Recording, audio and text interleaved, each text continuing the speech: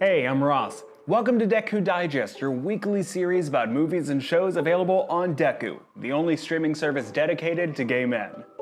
This week, let's talk about After Louie, Many Happy Returns, and The Prodigy. First, After Louie.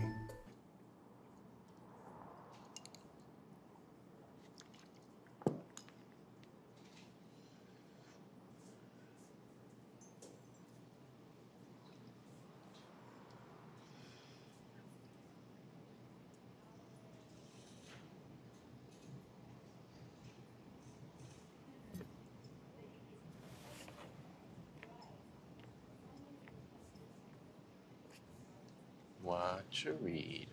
Shit. You scared me. Can I sit here? If you want to. So, what are you reading? That's just nothing. Oh. Is it good? He was a friend of mine, the writer. But he's dead now. Well, that's no fun. It was a long time ago. We all die eventually. Memento mori means remember death. Or remember you're gonna die.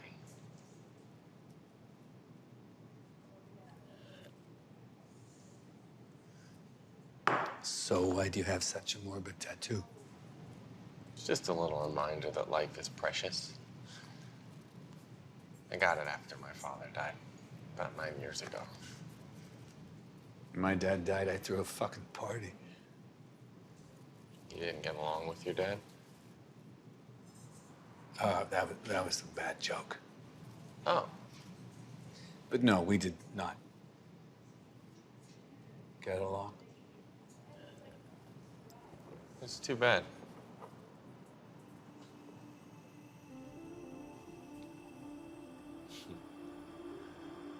What? I can't tell if you're real or just a figment of my imagination. I've had a lot to drink.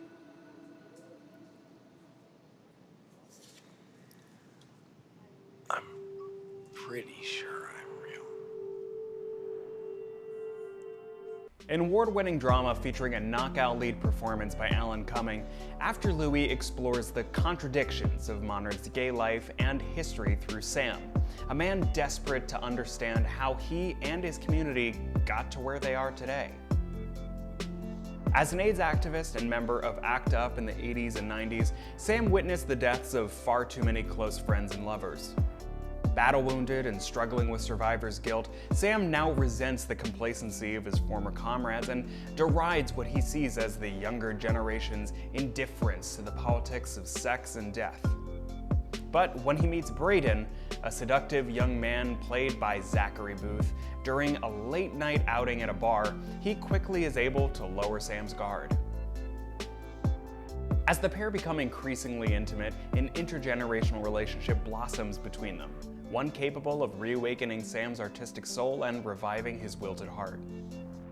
Through this unconventional romance, Sam is finally forced to deal with the trauma that informs his past, his present, and the pair's unknown future. Next up, Many Happy Returns.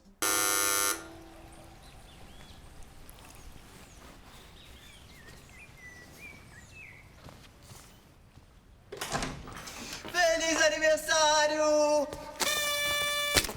Você é idiota? Nossa, tá fazendo 25 ou 80? Você comprou outro bolo? Não, achei jogado no corredor. Hahaha, que engraçado, né? O que foi, hein? Você esqueceu alguma coisa aqui em casa ontem? Ou deu algum tipo de bug na sua Google Agenda? Eu achei que a gente ia organizar uma festa pra hoje à noite, mas parece que a bonita já comemorou sozinha ontem, né? Sozinha meu ovo, né, João? Que a senhora só faltou tomar o meu amaciante ontem, né? É o quê? Alô? Quem é meu homem de 25 anos? Parabéns, meu filho! Mãe, meu aniversário foi ontem, Seu você pai já... também tá te mandando um beijo. Aproveita, filho. Só se faz 25 anos uma vez na vida. Um beijo. Beijo! João, que dia é hoje? André, sério? Que dia é hoje? O dia do seu aniversário, caralho. O que você bebeu ontem, hein? Você trouxe alguém aqui? Sim. Umas 20 pessoas, você inclusive. Meu aniversário foi ontem, a gente já comemorou na festa, lembra? Aham. Agora pega uma vassoura e me ajuda, vai. Ó. 25! Mas que porra é essa? É algum tipo de pegadinha, é isso? Andre is about to turn 25 years old. Extremely worried about his future and about the uncertainties of life in general, he's not even able to celebrate. At his birthday party, before blowing out the candles, he wishes for time to stop passing. To his great surprise, his wish comes true. The next morning, and over the next several, he finds that the day has repeated. It's still, perhaps always, his 25th birthday once again. Suddenly, Andre finds that he has eternal youth, the absence of problems, and the liberty to do just about anything he wants without the fear of consequences. When he learns, however, that time has stopped passing only for him, what seemed to be a dream come true morphs into a nightmare. Now, he must go back in time, one last time, and correct his past while learning how to enjoy the present without worrying too much about the future. Taking obvious inspiration from Groundhog Day, Many Happy Returns is a clever short musical comedy about learning to appreciate the time you're in, no matter how old you may be. Finally, The Prodigy.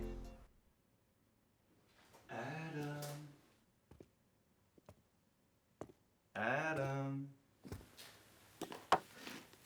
It's time to wake up.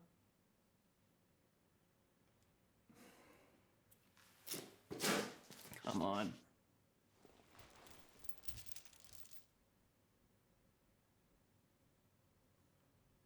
You're faking.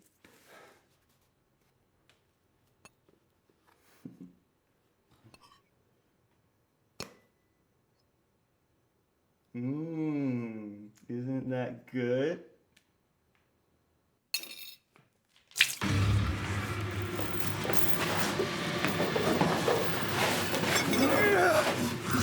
Do you have any idea how hard I worked on this? You're going to need your strength. Isn't that good? Aren't they delicious? There you go. Ow!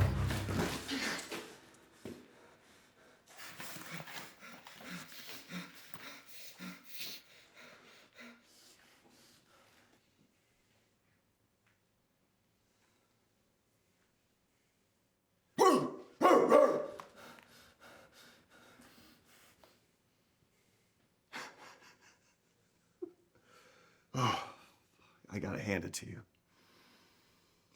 I did not see that coming. From the producers behind House of the Devil and The Innkeepers comes a bone-chilling new descent into queer psychosexual horror. Bo Schwartz stars in The Prodigy as Adam, a street hustler who has just about given up on life.